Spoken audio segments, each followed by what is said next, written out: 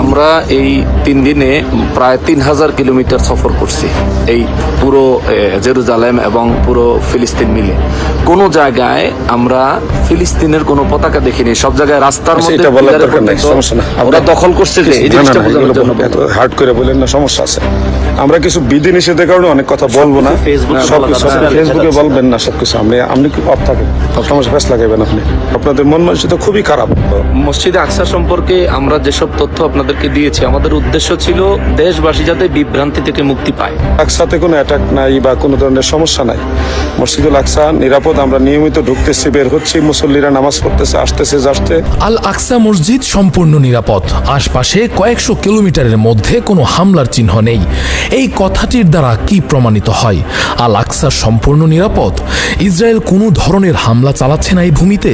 নির্লজ্জের মতো হাস্যোজ্জ্বল মুখে দুহাত উঁচু করে মুসলিমদের বার্তা দিচ্ছেন বাংলাদেশের 3 সুন্নি আলেম, এখানে কোনো হামলার চিহ্ন নেই। ফিলিস্তিনের গাজা উপত্যকায় 1.5 বছরেরও বেশি সময় ধরে দখলদার ইসরায়েলি বাহিনীর অব্যাহত হামলায় নিহত হয়েছেন এখনও পর্যন্ত অন্তত ৬২,৭০০ ফিলিস্তিনি। আহতদের সংখ্যা দাঁড়িয়েছে 1 লাখ। নারী ও শিশুরাও রেহাই পায়নি এই নিষ্ঠুর গণহত্যা থেকে।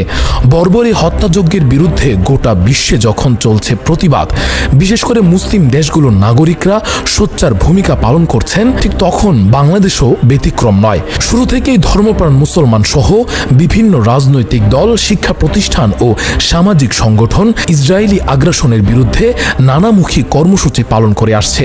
সম্প্রতি বিশ্বব্যাপী ধর্মঘট কর্মসূচির সঙ্গেও সংহতি জানিয়ে বাংলাদেশেও পালিত হয় কর্মবিরতি, মানববন্ধন ও বিক্ষোভ। এমন প্রেক্ষাপটে হঠাৎ করে আলোচনায় উঠে আসে বাংলাদেশের 3 সুন্নি আলেম, যাদের ইসরায়েল সফরের ছবি ছড়িয়ে পড়ে সামাজিক যোগাযোগ মাধ্যমে। মুফতি আলাউদ্দিন নামের একটি ফেসবুক আইডি থেকে একটি গ্রুপ ছবি পোস্ট করা হয়, যেখানে দেখা যায় 3 জন আলেম ডোম অব দ্য রক এর সামনে দাঁড়িয়ে আছেন। ক্যাপশনে দাবি করা হয় আল আকসা মসজিদ সম্পূর্ণ নিরাপদ। আশপাশে কয়েকশো কিলোমিটারের মধ্যে কোনো হামলার চিহ্ন নেই। জানা গেছে ছবিতে থাকা ব্যক্তিদের মধ্যে 2 জন হলেন মুফতি আলাউদ্দিন জিহাদি ও হাসান উদ্দিন নকশবন্দি। তৃতীয় জনের পরিচয় এখনও নিশ্চিত করা যায়নি। গাজায় যেখানে প্রতিনিয়ত চলছে গণহত্যা, সেখানে একদল আলেমের ইসরায়েল সফর, নিরাপত্তা প্রচারণা এবং হাস্যোজ্জ্বল ছবিতে ক্ষুব্ধ প্রতিক্রিয়া জানিয়েছেন সাধারণ জনগণ।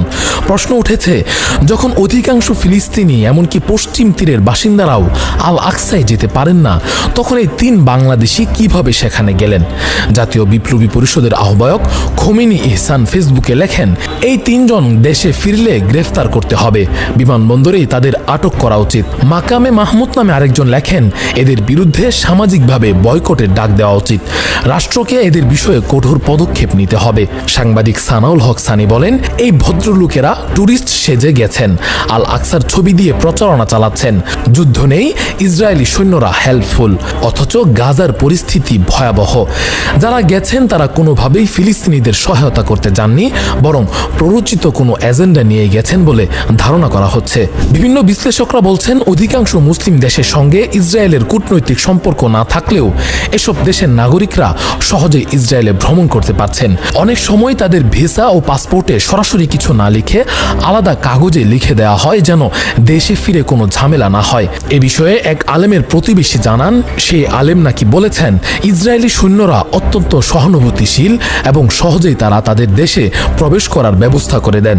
এতে ধারণা করা হচ্ছে এটি শুধু একটি সফর নয়, বরং দীর্ঘমেয়াদী নরমালাইজেশন প্রচারণার অংশ হতে পারে। অনেক বিশ্লেষকরা বলছেন, এ ধরনের সফরের মাধ্যমে গণহত্যাকারী একটি রাষ্ট্রকে ধীরে ধীরে সাধারণ ট্যুরিস্ট স্পট হিসেবে তুলে ধরার প্রক্রিয়া চালানো হচ্ছে।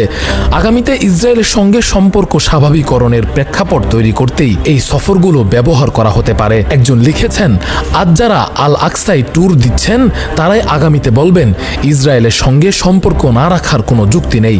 এভাবেই রাষ্ট্রীয় নীতিতে পরিবর্তনের বীজ বপন করা হয়। প্রসঙ্গত, আলাউদ্দিন জিহাদির অতীত রাজনৈতিক অবস্থানও আলোচনায় এসেছে। একসময় তিনি স্বৈরাচার আওয়ামী লীগের ঘনিষ্ঠ ছিলেন এবং তার বিভিন্ন বক্তব্যে পলাতক হাসিনা ও তার বাবা মুজিবের প্রশংসা করতে দেখা যায়। বঙ্গবন্ধু কন্যা আজকে আছে বিদায়, তোমরা শান্তি মতো যেখানে খুশি ওখানে মাহফিল করতে পারতেছো। দেশে কি হইতো যদি উনি না থাকতো? মাহফিল করতা। এরা তো চাই পারে না বাবা শাহজালালের মাজার ভেঙে গেল। বছরের শ্রেষ্ঠ বাঙালি বীর